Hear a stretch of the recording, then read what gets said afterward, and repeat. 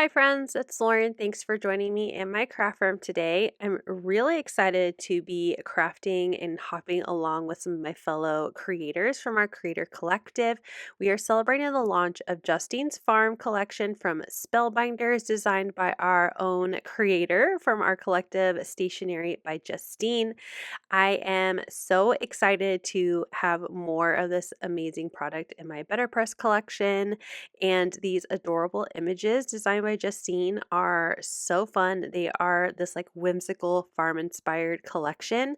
I'm going to be using one of the BetterPress collection sets today called Farm Sweet Farm, and it creates this really cute scene. There is a registration template to help with you creating the perfect placement of all of the different embossing, or not embossing, letterpress, BetterPress plates. There are also 4 sentiments with coordinating dies. So I'm going to start with getting my template onto my BetterPress system. I lined up the green rectangle. It lines up perfectly with that A2 on the magnetic plate. And I'm going to start with adding in my first BetterPress plate, which is this large sky piece. And you can see that there's different lines. So if you wanted to do a few at the same time, I could do the sky, the little tractor, and my 2 cows at the same time because there's enough space that I could ink them up. But I'm going to be using lots of different BetterPress ink colors, so I'm going to just do 1 to 2 plates at a time. So I know for the sky, I want to use this cruise color, and that comes from the Jet Set collection of BetterPress inks from Spellbinders. And then I'm also going to bring out Leaf and Strawberry from the Flower Garden. I'm going to use a yellow color, which is this Tuscan color from the Desert Sunset. And then I'll also bring in Bark and BetterPress Black from the Regal tone. So I have all of them just in one of my little ink drawers, and I'm pulling out the colors that I think will look really nice for my scene. Now the sky, I chose cruise, but I wasn't sure if coastal would be a better color if I wanted to go with more of a deep blue, but I really liked the lighter sky and then having these more vibrant colors fill in the rest of my farm.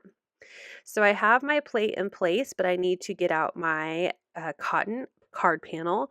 So I'm going to be using Bisque. I have the 8.5 by 11 pack, and I just trim it down to fit what I want. Now, I wasn't sure exactly what size I wanted my background to be, so I'm going to cut it. It's a little off camera here, but I'm going to cut it 6 by 4 3/4, so a 1/2 inch larger than A2. So I have plenty of room around my scene that I'm creating in case I'm not really sure what I'm going to trim it down to. If it's going to be A2 in size or maybe a little smaller.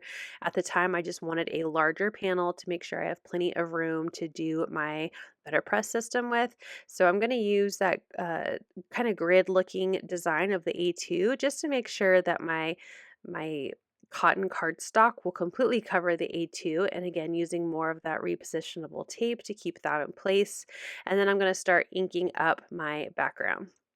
So I'm starting with that cruise color, and I'm adding my ink in a kind of rotating motion and just rubbing it onto the plate. I'm going to show you how I ink this one up, and then for most of the rest of my little BetterPress plates, I will just show you how they look at the end. So I do some circular, making sure everything is inked up. I do a little bit of squishing. I'm making sure that this plate has plenty of ink. I've noticed over time from using the BetterPress system, more ink is better. So I went ahead and got all of that blue onto my plate, and then I'm going to run it through my Spellbinders Platinum 6. This is the exclusive one with scrapbook.com, and I'm just running that through my machine. So the rest of them I will go ahead and do off camera because I know it can get my desk to be a little shaky, but here is how that really pretty pale blue sky turned out. Now I noticed on my page, or my paper, warped a teeny tiny bit, so I'm just going to add a little bit more tape just to keep that cardstock in place. Next, I'm going to remove the plate, and I'm just going to set it aside. I do normally clean my plates. They do stain. As you can see, my BetterPress system has a ton of ink all over it, and I'm okay with that. But I'll clean them after so I can keep going on my design. Now, the barn, I was just going to do all in that strawberry kind of reddish pink color, but I wanted to see if I could mask off the tree or the large bush that's also in this image. So I'm just using some tape to mask off the tree, and then I'm going to ink up this barn with the red strawberry ink. Again, I go in a circular motion and tapping and just really making sure that this plate has plenty of ink on it. It's a lot easier to see since it's so vibrant. And once I'm done, I'll go ahead and peel off those pieces of tape. I'm just using a poker tool to help me get it started. And I'll just go ahead and throw those two little pieces of tape away since they have ink all over them. I'll go ahead and run that through my BetterPress machine, and then we'll see how it turned out. I think it did a pretty good job. I did get a little bit of red in where I wanted the green to be, but that's okay. And then I'm going to bring in that green, and I'm going to kind of just very carefully add the green to that bush. It did go into the barn, so I'm using a towel to try to wipe that off as best as I can, and then I'll run that through the machine as well. Now, I think I should have done these at the same time, but that's okay.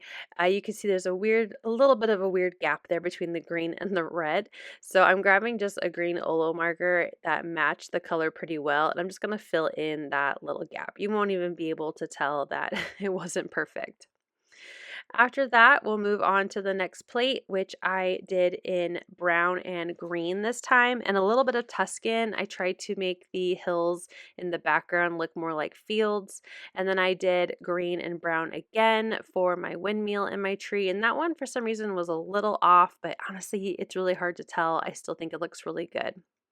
I did my tractor in the Tuscan and the black, as well as my two cows in black. And then finally, I did the grass field part in green. I did realize I missed a tiny little plate that goes to the left, a large tire of that tractor. There's like a kind of grassy image there. I didn't even notice that I missed it. I'll see it later. And so I'm just going to grab that green marker again and just add in some color there. But I did miss it in the original going through all of my plates. Now that I'm done, I'm going to take my Perfect Touch Rectangles and Tag die set, and I'm going to use the second largest to cut out my scene. It honestly fits so perfectly in that dimensional kind of nested A2 size. And then I'm going to grab the A2 plate and I'm going to grab some brown cardstock. I wasn't sure what I wanted to do at first. I thought yellow or green, but I ended up going with Dune. I just thought it kind of made the background a little more muted and just really let the scene that I built with my BetterPress plates be the star of the card. So I went ahead and die cut that out of the largest from that same die set. And then I also did some BetterPress and die cutting with my sentiment, "There's no place like home." Again, it's on that Bisque cotton cardstock, and I used the brown bark ink pad. I have a side folding A2 card that I'm going to put just turn it so it's a horizontal card, and then I'll grab my tape runner and I'll go ahead and get this adhesive on the back of my brown piece of cardstock and glue that to my card base.